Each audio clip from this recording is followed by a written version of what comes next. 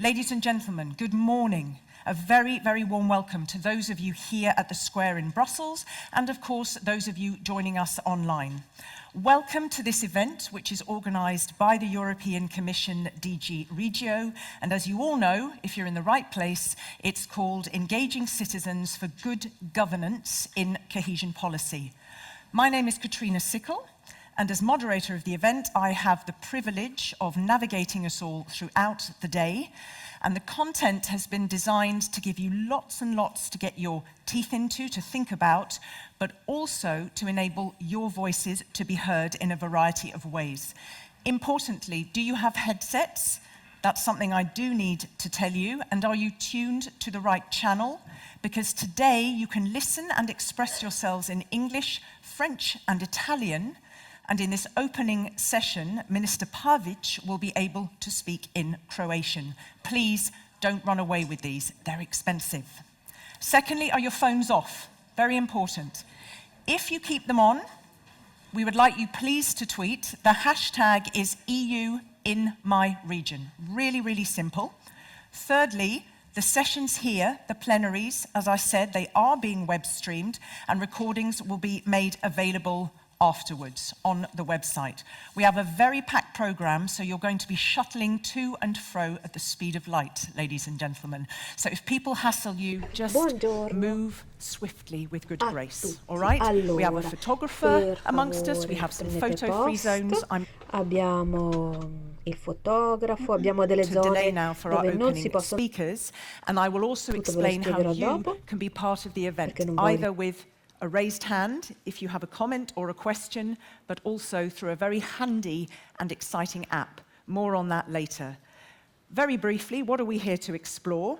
Well, absolutely together, how Europe can help to bring about not just a closer, but it's a good word this, I will explore it with some of the speakers, a more effective cooperation with its citizens, the likes of you and me and others, and with civil society in the governance and the implementation of cohesion policy, and of course in the management of the EU funds that are dedicated to it. That's quite a sentence to digest first thing on a Thursday morning, I admit, okay? So let me be straightforward. The ultimate aim behind this conference really is to put citizen involvement in cohesion policy really high up on the agenda for the next programming period. So we are going to really delve into the what, the why, and the how of the main policy investment of the Union that supports competitiveness, job creation, economic growth, but critically, social inclusion, sustainable development, and perhaps one could say, as an overarching aim, improved quality of life.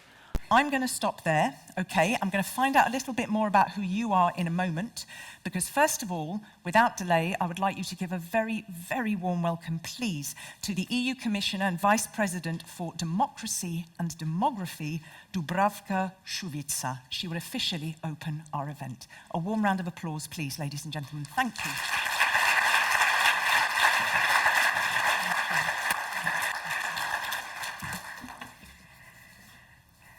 Dear ladies and gentlemen, good morning to everybody, and it's my great pleasure to greet all of you here on behalf of Commission, and I'm really very, very grateful to be here and to be part of this big event, which is engaging citizens in cohesion policy, and not only in cohesion policy, but in policy making.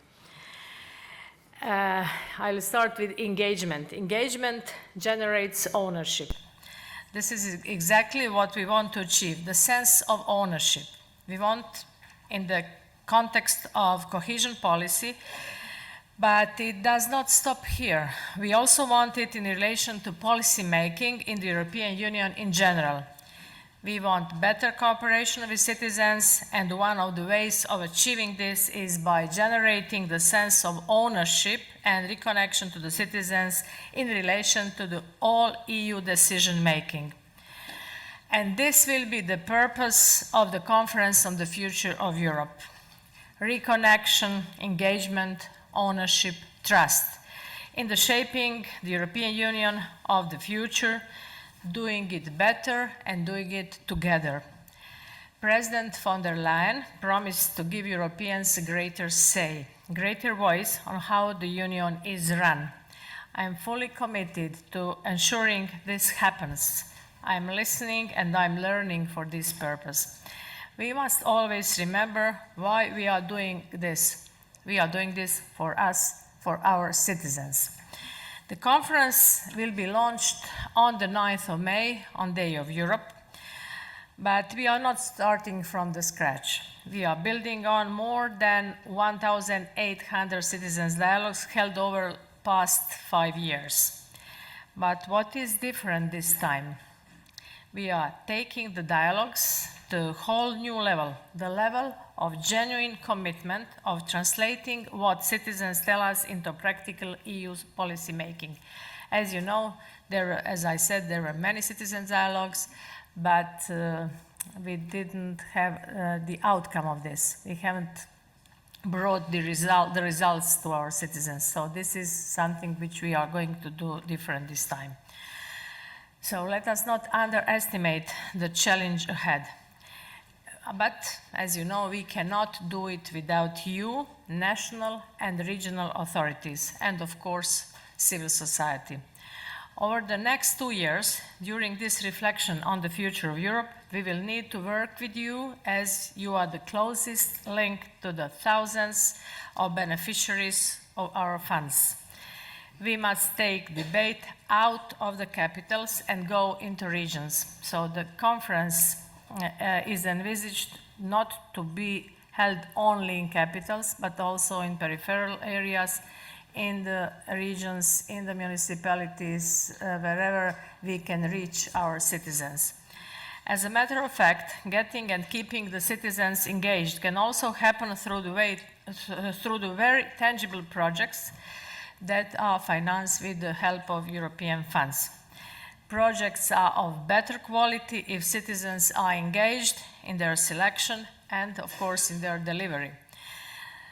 The same goes for all policies of the Union, not only for funds.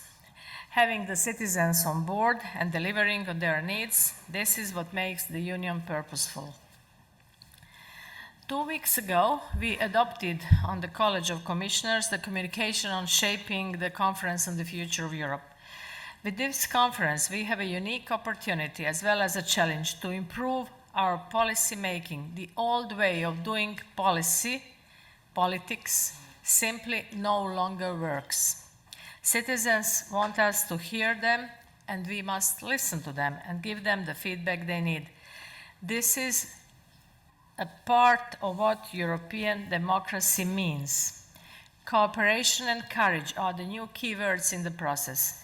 We must be brave and find new, creative and innovative solutions to make our democracy work even better for citizens. This is why we are particularly interested in your event today.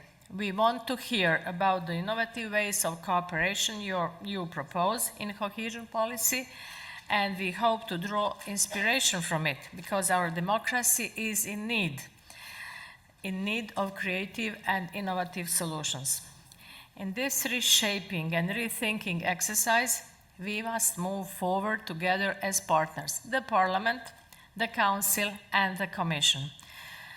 To this end, a joint declaration from all three institutions can pave the way for this unique partnership. So we are looking forward to the joint agreement among these three institutions. But as you know, the partnership does not stop with these three institutions. To reach every citizen, especially those who do not always engage directly with us, again, we rely heavily on you, regional and local authorities, and authorities managing the selection and implementation of European funds. I am committed to visiting regions in my role as Vice President, and I want to hear from citizens from all corners of the European Union. During those visits, I will also visit some projects which have been financed by European funds, and this is why I would like to take this opportunity today to send a clear message to you. I would like to encourage you all to play as active role as you possibly can in the upcoming conference. This is of utmost importance for the success of this conference. We would very much appreciate your cooperation, and we value your ability to connect with citizens. As I mentioned earlier, the conference will be launched on 9th of May, and we will not do it from a big capital, but rather from a local level. The idea is to launch it from Dubrovnik, from Croatia. There will be many events on the future of Europe over the next 2 years. It is important that all citizens feel like they are part of a truly European experience. Perhaps we could even envisage a simultaneous series of events and debates right across the whole of the European Union. I'm open to your suggestions, and I sincerely hope that you will be part of this large debate and contribute to the discussions with your experience. Before giving the floor to the Minister, whom I greet today, Minister Marko Pavić, who is representing the Presidency, I would like to briefly mention the other part of my portfolio, which is demography. I'm currently working on the report on the impact of demographic change, which will be presented to the College on 31st of March this year. In addition, we will soon proceed with the Green Paper on Aging and with long-term vision on rural areas, and we'll need your help for this long-term vision on rural areas. In that process, I want to hear from you and count on your contribution, as cohesion policy is the best tool to tackle the demographic challenges and to anticipate the impacts of the demographic change. Opening this event with, as I heard, with more than 500 participants from all over the European Union, and doing it under the umbrella of the Conference on the Future of Europe is particularly important for me and for the Commission, because the results of this process, whatever they are, must be tangible, must be based on the feedback, as I said earlier, feedback we receive from citizens, and the results must be implemented. Citizens must see the impact they have had on policy making. They must see it in the relation to the projects implemented for the benefit of their cities and regions. So having a properly functioning feedback mechanism for citizens will be our benchmark for the success of this conference on the future of Europe. Dear ladies and gentlemen, you are vital to the success of this process.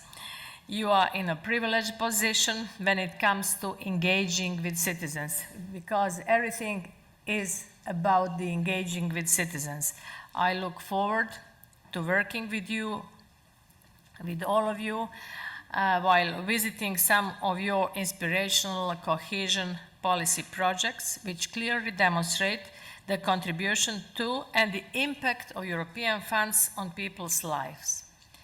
After all, ladies and gentlemen, it is only when citizens can truly identify our deliverables and our objectives, they will only then feel that their European Union works for them, that it is a European Union that truly belongs to them. Thank you very much, and looking forward to your feedback. Thank you once again.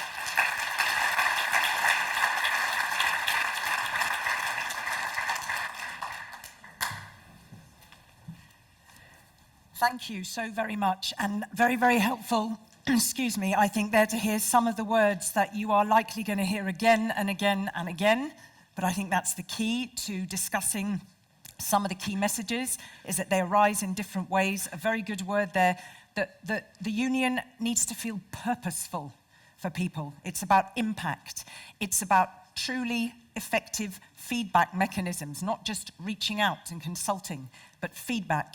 And some very key words, I'm sure, that will be reiterated throughout the course of the day: reconnection, engagement, ownership, and trust. Huge words, but hopefully we're going to try and unpack a little bit what they mean and how they are a significant part of this process of reaching out and engaging citizens and civil society in policy making and shaping the future of Europe. So that's there. I will leave that. Thank you so much to the Commissioner for coming. Can you now give an equally warm welcome, please, to the Minister for Regional Development and EU Funds, Croatia. He is called Marko Pavić, and he is hopefully, I hope so, sir, going to provide us with a perspective from the Croatian EU presidency on citizens and civil society engagement in policy development and implementation, and he will be speaking in Croatian. Thank you, sir. May I invite you to come to the stage? A warm round of applause, please. Thank you. Thank you very much. I'll speak in English. Thank you very much. Although Croatian is formal language of the European Union, I think everybody will understand me better if I speak in English. So, dear Commissioner, Madam Šuica, dear DG Regio, dear European Commission, dear organizers of this event, ladies and gentlemen, as a presidency, we are very welcomed and it is my pleasure to address you today and speak about the significance of engaging citizens and civil society in cohesion policy. In my speech, I will reflect on the perspectives from both as Minister of Regional Development and EU Funds and both as a presidency. For more than 30 years, cohesion policy has been the most important investment tool for European Union. We have seen tens of thousands of projects from employment, from connecting people, building bridges, building societies, for investments into health, education, and into our citizens. Just a week ago, I've been with my Prime Minister to Beja to take a part in Friends of Cohesion meeting, where 17 countries and 11 Prime Ministers stated the importance of cohesion policy and the ambition of the investments in the cohesion policy. We are now on the verge of concluding the MFF, and it is our ambition as a presidency to conclude the MFF. I'm sure you're aware that the Council gave authority for the negotiation box to Charles Michel, and there will be a special council on 20th of February. We hope that MFF will be concluded. We don't want that situation from this envelope repeats, and we will do our best, especially in trialogues in sectorial regulation, both from the ERDF, ESF, Interreg, and all others, to be completed in time. As Croatian presidency, we have 4 pillars for our priorities. Europe that develops, where cohesion policy is also included. Europe that connects, and not only in terms of transport, but it also in terms of broadband internet and connectedness of the regions. Europe that protects. We are aware of all things that we need to protect within Europe, our way of life, and also influential Europe. I'm a climate scientist by trade, and we are also very proud to support the Green Deal that Commission put, but we are also aware that some countries have the reservation, and we need to find solution to agree and achieve ambitious goals of getting to be carbon neutral by 2050 or to cut emissions by half by 2030. If you look at emissions from the whole EU countries, it's 9.8%. If we stop flying, as Greta Thunberg suggests, the whole world, it's additional 1.47%. So if we get to 2030 and cut by half carbon emissions, we only solve 5 or 6% of the world problem. China, India, States have more than 50% of the emissions. That's why our fourth priority is more influential Europe. We need to give example and lead the way to other countries and regions in the world. And that's why the motto of our presidency is Strong Europe in the World of Changes. When we talk about engagement of the citizens and civil society in the cohesion policy, I'm very proud that I could give a couple of good examples from my country and also pave the way and give a couple of suggestions for the future as presidency. In the monitoring committee, we include in all operative programs civil society and social partners. Citizens are very well represented in terms of engagement and especially vulnerable groups. Also, ITI mechanisms, and I especially thank to Director Vittoria Aliata for the workshop we had in Osijek where ITI mechanisms were discussed, and we have fantastic engagement examples, especially in Vukovar market and social housing for Roma population in the area of Slavonia, Baranja and Srem, and thank you to DG Regio for helping us in development of such mechanisms. We have also a lot of the institutionalization projects from ERDF and from the ESF part. We are very proud that we have brownfield investments. For instance, sugar factory turned up into activity center for in Rijeka as the European culture capital for 2020. Also, we have structural dialogue with youth, with civil society, with many engagements. We see the civil society as the power to pilot some of the solutions and to give to the governments example how to deal with some of the problems. In Croatia, we have, as Commissioner Šuica said, we have active aging problem. More than a third of the population is retired, and only 2% of the NGOs are dealing with active aging. That's why we are investing 50 million euros into active aging. We've seen the outburst of measles because some people don't want to vaccinate children. 15 million euros is going to science communication. We have 300,000 people who are blocked. 15 million euros is invested in civil society to deal with financial literacy. In April, we'll have a gathering of more than 1,200 civil society organizations in Šibenik, Med Forum for 42 countries. Prior to that conference, we held 4 structural dialogues with civil society and citizens and social partners to get the feeling of what should be the topics and perspectives and priorities for the next envelope. I just told Commissioner Šuica will propose this model as a presidency to commission to include civil society into the future of Europe. One of the most important projects of shaping the future of Europe, 2-year engagement process of including and hearing our citizens.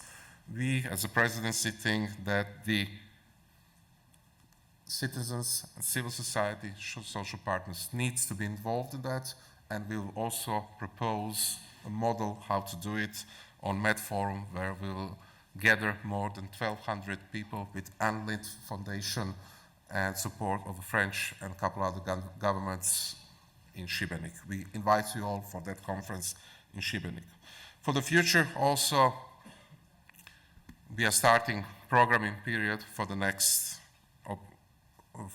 envelope, and also all the citizens, social partners and civil society will be included, and 60% of the members of working groups will be quadruple helix. We want to have synergy between academia, between business sector, social partners, civil society and the government. To conclude, I would really thank you to organizers for putting this topic on the agenda. It's important that we hear our citizens.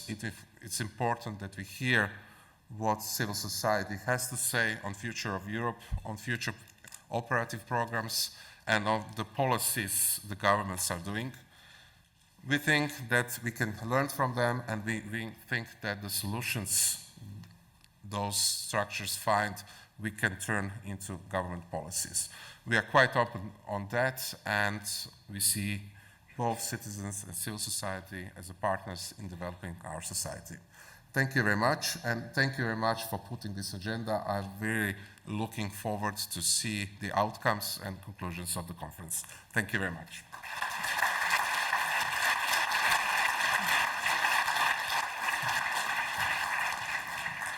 Thank you very much. Nobody has yet taken the stairs. There's even a lovely little sort of a slide that side, but we're all leaping like gazelles. So thank you very much. You did keep me on my toes. You see, a moderator is briefed for all eventualities. That wasn't one of them, but thank you. So I would have been more kept on my toes if you'd spoken in Swedish, I have to say. Then we would have all been in trouble. So thank you very much. And one thing I just do want to pull out, because I think it's interesting to reiterate, is not just are we looking at the importance of engaging every part of society so that people feel that they have a say in shaping their own lives, but I think the Minister used the words influential Europe. How much do you feel you want to be part of a Europe that is also leading the way in some areas, in many areas, and disseminating its values? So I'm sure that's something that will come up in conversation today. So thank you. We have had our two opening speeches. I'm going to get a little bit of housekeeping out of the way, ladies and gentlemen, and then we are going to hear from 4 keynote speakers who are going to dive a little bit more into some of the details and help set the scene for further conversations. But let me just get a little bit of the housekeeping out of the way. There's water everywhere. I need to tell you that, okay? So you should have had a bottle. If not, go and find a bottle at the entrance, and there's places to fill that up with water absolutely everywhere. If you really are not a fan of being snapped and you want to hide, you can do so in the Delvaux foyer and also the 2 back rows in this room. That's very important. So we have our plenary sessions today, and we've got our breakout sessions for which you pre-registered. And rest assured, and that's important for me to say, that we're not just talking today about all the big picture stuff, all the big visions, all of the policy. We really are knuckling down and getting into the content. And in particular, you will be able to look at some of the tools and the mechanisms and the things that are already going on as best practice to engage citizens and civil society. So we heard also from the Ministry there the importance of getting all of the stakeholders together. Okay, the government, the academics, all of them, industry. So let me just have a quick read of the room, which I normally like to do, so that I have a feel for who you are. Where are our civil society organisations in the House? Can you raise your hands? Brilliant. I was about to say absolutely at the most of any event, but if it wasn't the case, I'd be very sad and rather embarrassed. So thank you. You had applause there from the director there at DG Regio, who is going to moderate towards the end of the day, but I will introduce you later. Right, where are academics, our think tanks? Where are all our clever bods? Okay, you're all clever. Anyway, okay. Do we have representatives of ministries and of regional bodies? Where are you? Brilliant. Okay, a very, very good swathe. Do we have key actors from our cities? Who would say I'm a city? Okay, fantastic. All right, you are dotted around. You're sort of keeping away from each other like people in cities do, I think, a little bit. So I haven't got everybody, but thank you. And that, again, is absolutely great to see, that regional representation and the civil society organisations. So in a minute, I'm going to be able to introduce our first panel. I have to do something with an app first, okay? It's very, very important.